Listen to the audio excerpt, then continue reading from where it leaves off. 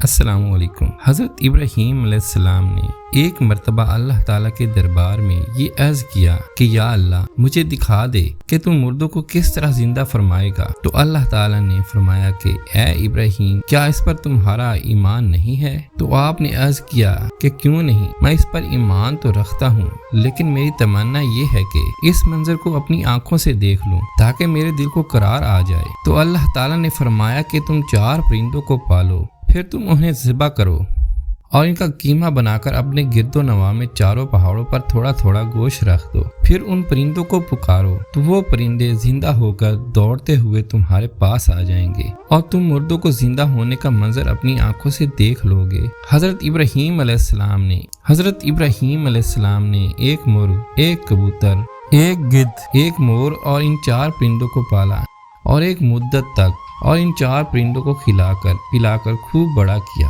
پھر ان 4 پرندوں کو ذبح کر کے ان کے سروں کو اپنے پاس رکھ لیا اور ان کا قیمہ بنا کر اس قیمے کو مکس کر دیا اور تھوڑا تھوڑا گوشت چاروں پہاڑوں پر رکھ دیا اور دور سے کھڑے ہو کر ان پرندوں کا نام لے کر پکارا۔ آپ کی پکار پر ایک دم پہاڑوں سے گوشت کا قیمہ اڑنا شروع ہو گیا اور ہر پرندے کا گوشت ہڈی پر لگ کر 4 پرندے تیار ہو گئے اور وہ چاروں پرندے بغیر سروں کے دوڑتے ہوئے حضرت ابراہیم علیہ السلام کے پاس آ گئے اور اپنے سروں سے جڑ کر دانا چگنے لگے، اپنی اپنی بولی بولنے لگے اور حضرت ابراہیم علیہ السلام نے اپنی آنکھوں سے مردوں کو زندہ ہونے کا منظر دیکھ لیا اور ان کے دل کو اطمینان و قرار مل گیا۔ اس واقعے کا ذکر اللہ پاک نے قرآن کریم میں ارشاد فرمایا ہے۔ حضرت ابراہیم علیہ السلام نے جن 4 پرندوں کو ذبح کیا تھا ان میں سے ہر پرندہ ایک بڑی خصلت میں مشہور ہے۔ مثلا مور کو اپنی شکل و صورت کی خوبصورتی پر گھمنڈ ہے اور مرغ میں کثرت شہد کی بڑی خصلت ہے اور گدھ میں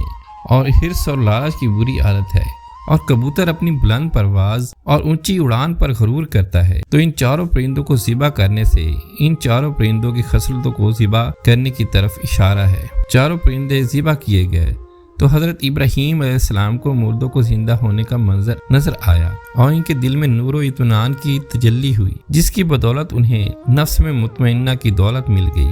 تو جو شخص یہ چاہتا ہے کہ اس کا دل زندہ ہو جائے اور اس کو نفس مطمئنہ کی دولت نصیب ہو جائے، ان کو چاہیے کہ مردوں کو زندہ ہونے کا مرغ ذبح کر کے یعنی اپنی شہوت پر چھری پھیر دے اور مور کو ذبح کر کے یعنی اپنی شکل و صورت اور لباس کے گھمنڈ کو ذبح کر ڈالے اور گدھ کو ذبح کر کے یعنی اپنے حرص اور لالچ کا گلا کاٹ ڈالے اور کبوتر کو ذبح کر کے یعنی اپنی بلند پروازی اور اونچے مرتبوں کے غرور پر چھری چلا دے۔ کوئی اگر ان 4 خصلتوں کو ذبح کر ڈالے تو انشاءاللہ وہ اپنے دل کے زندہ ہونے کا منظر اپنی آنکھوں سے دیکھ لے گا۔ اس کو نفس مطمئنہ کی سرفرازی کا شرف حاصل ہو جائے گا۔ دوستو چینل کو سبسکرائب کر کے ویڈیو کو لائک سے اور شیئر ضرور کیجیے گا۔ السلام علیکم۔